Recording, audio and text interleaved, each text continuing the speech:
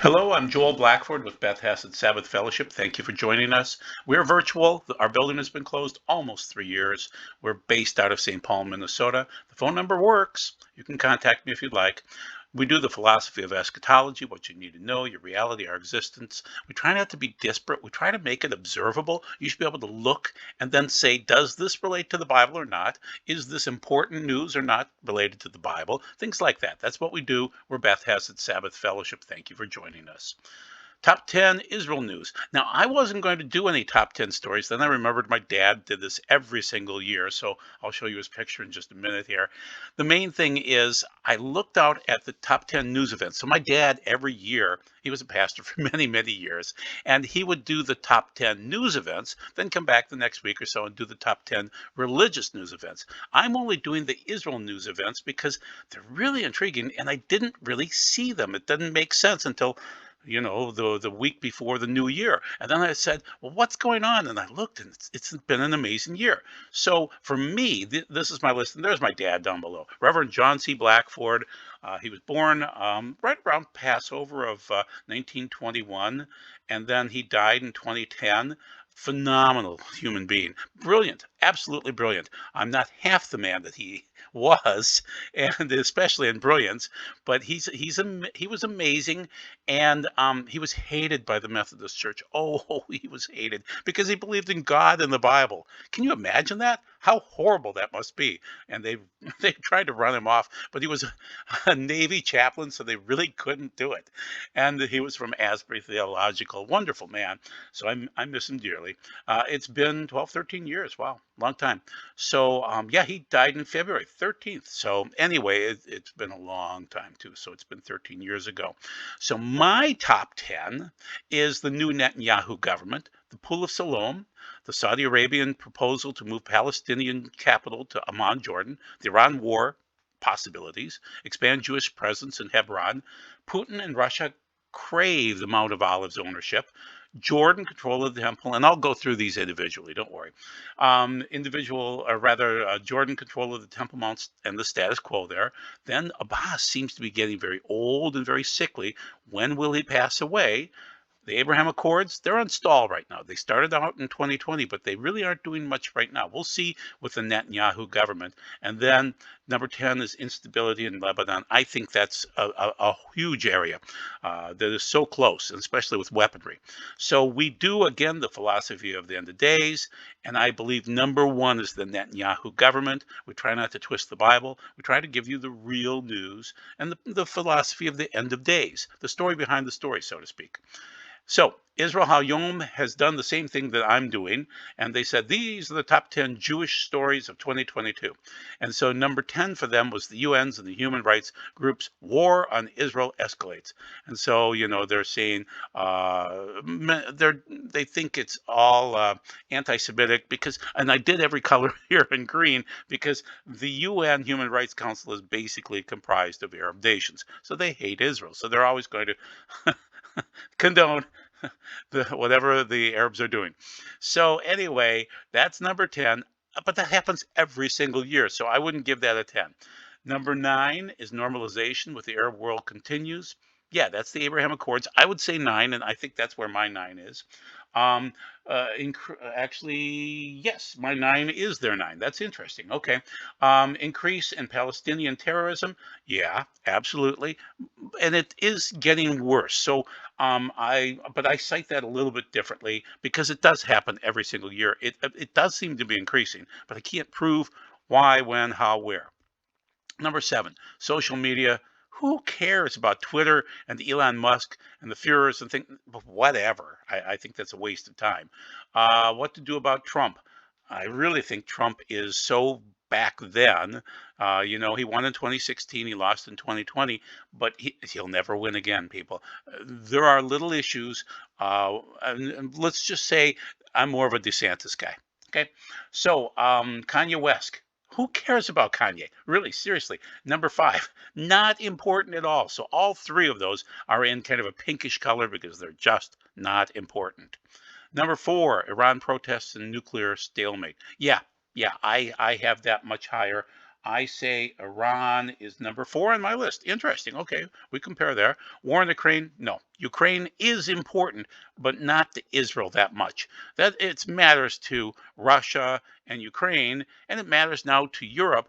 But I don't think it's going to spill over into Israel that much. I mean, Netanyahu's smart enough to walk on both sides on this one.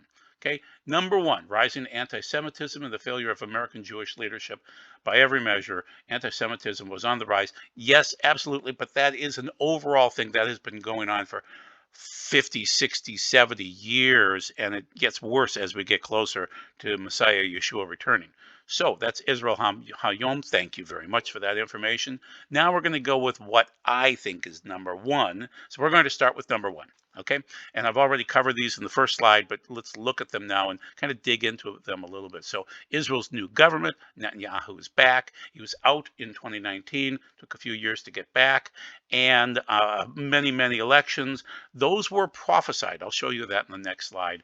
So Benjamin is part of the conservative wing, the Likud party, and the coalition is an interesting one. It could fall apart at any point in time.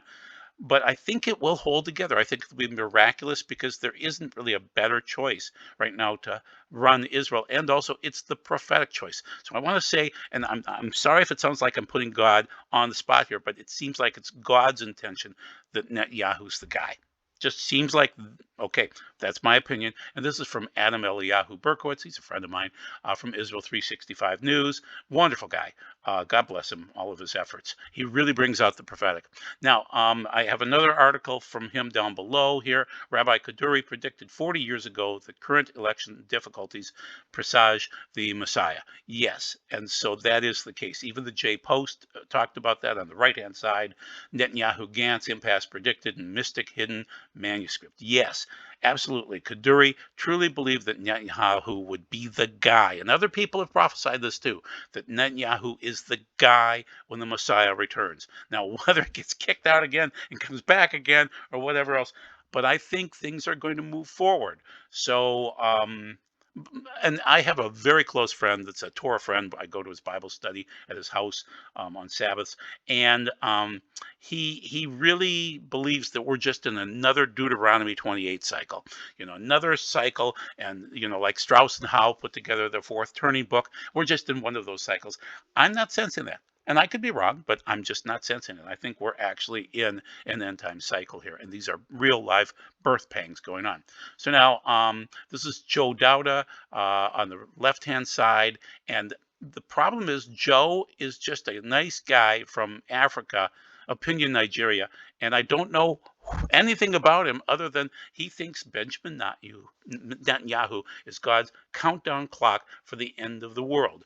And so he cites Kaduri and Schneerson also. Schneerson, the Rebbe, both predicted that Netanyahu would be the state of Israel's last prime minister prior to the Messianic age. So yes, and I do talk to Lubavitchers all the time. I love them dearly. And so I actually meet with one of the sent out ones, the Shelakim of the Rebbe, on a regular basis. Wonderful people, and they pray and really scream out more for the Messiah to return or come than any Christian that I've ever met. So keep that in mind. They put their money where their mouth is in terms of praying for the Messiah. Just keep it in mind. So I believe that this is number 1. That you can't have a Messiah return or arrive without Bibi Netanyahu there. Just can't. It doesn't work, people. Okay. Moving forward, Siloam, the pool of Siloam, huge, huge. You can't have ritual purity, which is tahorim in the Bible. You can't have that without this pool. And finding it and excavating it and making it available for people and priests and others, huge, absolutely huge. It could be number 1, but BB's number 1. Sorry. So this is number 2, and so it was built during Hezekiah's reign. It's documented, and now here it is, and it is related to the Messiah in terms of John 7:37. So yeah, it's about the celebration of the pierced one playing the flute. And it's really, really cool, guys. The more you study this, and I've done a video on this already. So the main thing is this is huge, and this is Adam Eliyahu Berkowitz again. And let's check the date of this article, December 27th, 2022. So it's late in the year, people. All of these things came together very quickly at the end of December, and I just didn't do it until now, this report. So once again, this is Adam, and Whiting's Siloam pool will usher in Messiah. Therefore, we can conclude that Messiah is coming from the source of the Gihon. Rabbi Anava wrote, and so this is Rabbi Alon Anava, wonderful, godly man. I can't say that he's of Lubavitcher, but he seems like it. And the root of the Mashiach comes from the snake of the holy realm. Anava explained it's like a copper snake. So remember the copper snake on the pole out in the wilderness with Moses? Yeah, it's kind of like that. So there is that suffering aspect of the Messiah. And then there's also the kingly aspect, the son of David. So the power to heal and cure the people. So this pool is really about healing, curing what we call tamei, and that is ritual impurity, and then allowing people to worship. And you'll see the worshiping in Revelation 11. So you can't have Revelation 11 without this. So it's rather exciting. So this is going to occur, and they'll work on this very quickly. So this will be necessary to anoint the Messiah, the king from the Davidic dynasty. So just watch for it. It's going to happen, and that's number 2. Number 3 now is going to be the Hashemite presence. So, rather, I'm sorry. This is the Jewish presence in Hebron. I made an error on my little notes here. So the main thing is the Jewish presence in Hebron has been growing and growing and growing, and it is an important city in the Bible. Hebron is so huge, and so you need to allow Jews, to worship freely and live freely in Hebron. It's huge. So the Likud will push for this, and so this will cause more problems. But you know what? It's their land, and when you're dealing with the other side, which says no one, nothing, not a thing at all, and the Jews just want peace, shalom. That's it. Okay. So now here's the Hashemite Kingdom, and so this is basically where the Jordanians want to get involved, and they want well, they already are involved. They control the Temple Mount, and they are really involved with the Palestinians. The problem is that the Palestinians cause problems for the Jordanians too. The Jordanians are more Western than many of the Arab societies, and so Israel's set to uncork the Hashemite Kingdom genie at UN. So they'd like to be able to transfer the Palestinian territory, rather than say Jerusalem, into Amman, Jordan. Very interesting. Very interesting. And that would work out better for biblical prophecy. So the capital would be in Amman, not Jerusalem. I think that's huge. And so that's in my top 10, guys. It really, really is. It's an interesting offer. And this is from Arutz Shava, and this is from December 26th. As I stated, everything came together very fast at the end. Okay, so changes in Temple Mount status. And this is Jordan again. The courts uphold ban on Jewish prayer. But the prayers, foreigners who join themselves to Adonai to serve him, to love the name of Adonai, and to be his workers, and who keep Shabbat and do not profane it, and hold fast to my covenant, I will bring them to my holy mountain and make them joyful in my house of prayer. Their burnt offerings and sacrifices will be accepted on my altar, for my house will be called a house of prayer for all peoples. That's Isaiah 56. That's eschatological, people. And it's going to happen at some point in time. So the changes in the Temple Mount status quo will occur. Okay, land grab by Putin and the Russian Orthodox Church. So yeah, I think this is one of those top 10. And so Putin plays a part in this. Putin and Netanyahu know each other well, but it's mostly an Orthodox grab. It's the Russian Orthodox Church. Putin wants to be the leader of that. I think what he wants is the power by being able to make the Orthodox Church the preeminent church in the world during the end times. And so everybody senses that it's all about Jerusalem, all about the Temple Mount, and they want to play a part in that. And Putin wants to be involved in it too. And the Orthodox Church does. And in many ways, I view the Orthodox Church as like another Protestant denomination in many ways, because they broke away from the Roman Catholic Church years ago and tried to reform the Roman Catholic Church, but it failed. There were some wicked popes. I mean, Benedict the Ninth, oh man, was he a bad one, back when they split in about 1050. So the main thing is it's going to be interesting to watch Putin and Russia in related to Israel and Jerusalem, especially as we move forward. And they'll play a part. They'll be important. Okay, so escalating war with Iran. So we're up to war with Iran should be number 4. There it is. Okay, and so yes, I agree with other pundits that war with Iran could happen. Now, my next slide will be more interesting. So this one is about, Gallant being chose as the MK for Likud, and he's trying to exercise 12-year-old demons that would finally lead to climactic war with Iran. Yes, okay, so what happened recently here over this Shabbat? Well, heard at least 3 or 4 explosions in Iran, and this is in the Iranian city of Esfahan. And so my personal opinion as a man that managed a foreign student house at Hamlin University back in 1979, that happened to be the Iranian house, and I happen to have a lot of Iranian friends. I love them dearly, just like my Jewish friends. And so my opinion is they're wonderful people. Don't hate the people, hate the leaders that are absolute morons and want to destroy Israel or destroy other countries. Saudi Arabia doesn't like Iran either. So keep in mind the Iranians are wonderful people. They're brilliant people. They're hardworking people. And they want to overthrow this crazy government that came in about 1979. So I'm not a big fan of the Shah either. But the main thing is I'm cheating here because this is 2023 news. Doesn't matter. It's my video. So yes, this is huge. This is number 4 and 3 or 4 explosions. They're going to blame anybody and everything for this, but this seems to be coming from drones from Israel, no doubt about it. But the United States helped. They helped.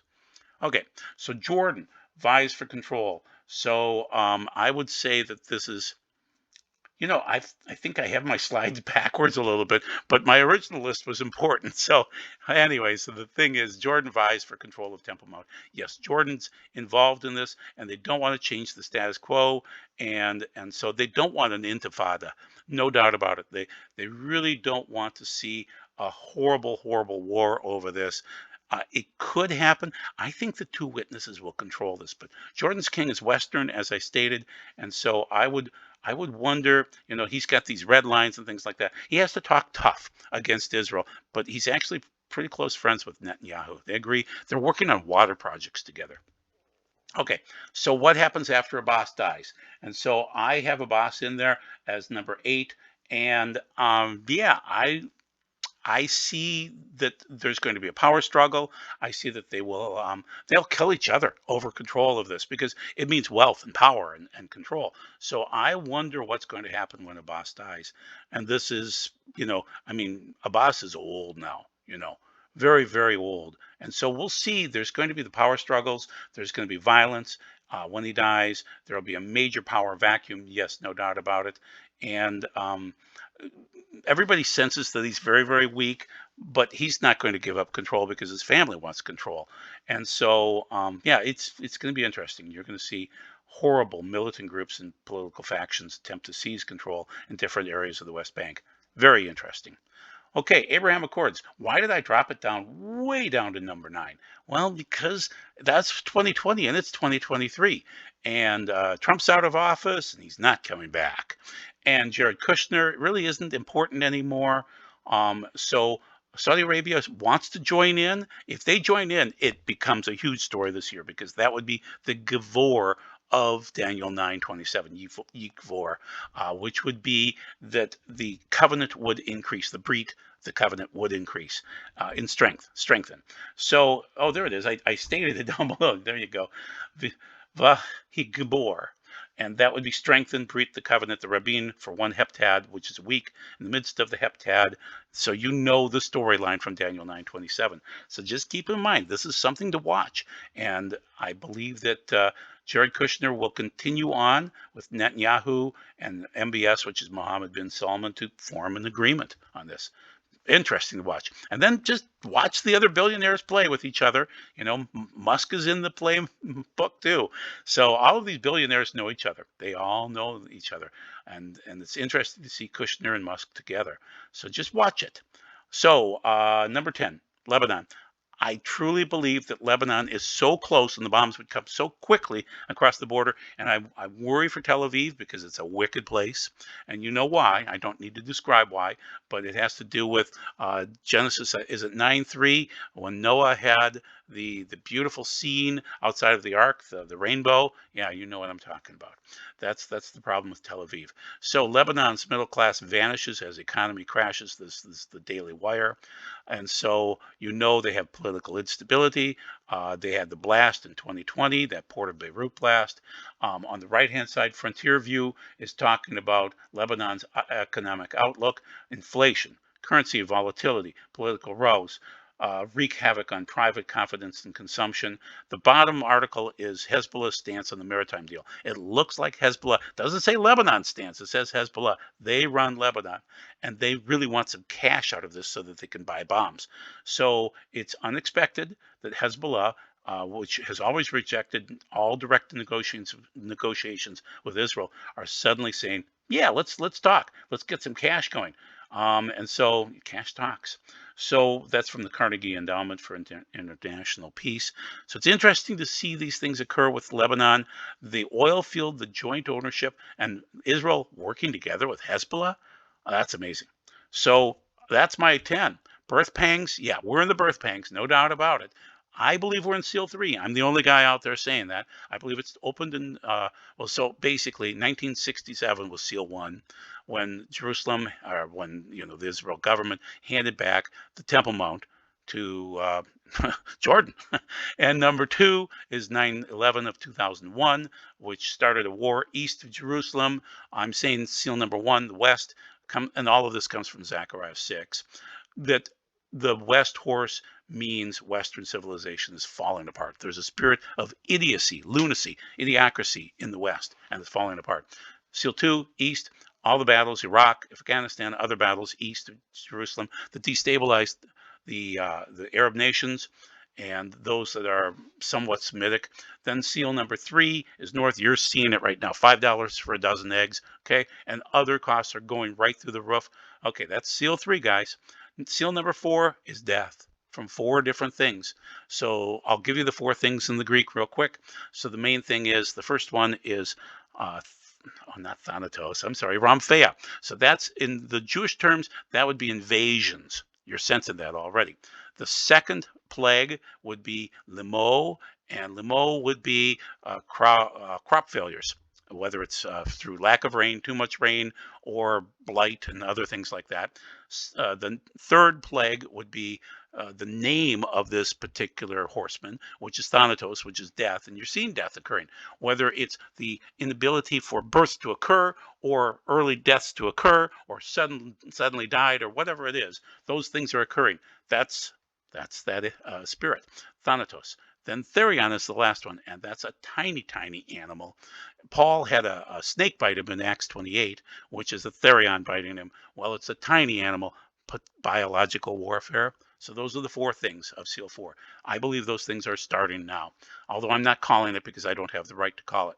SEAL 5 is martyrdom. SEAL 6 is going to be great earthquake, and it's all survivable, SEAL 6. And then you move into tribulation.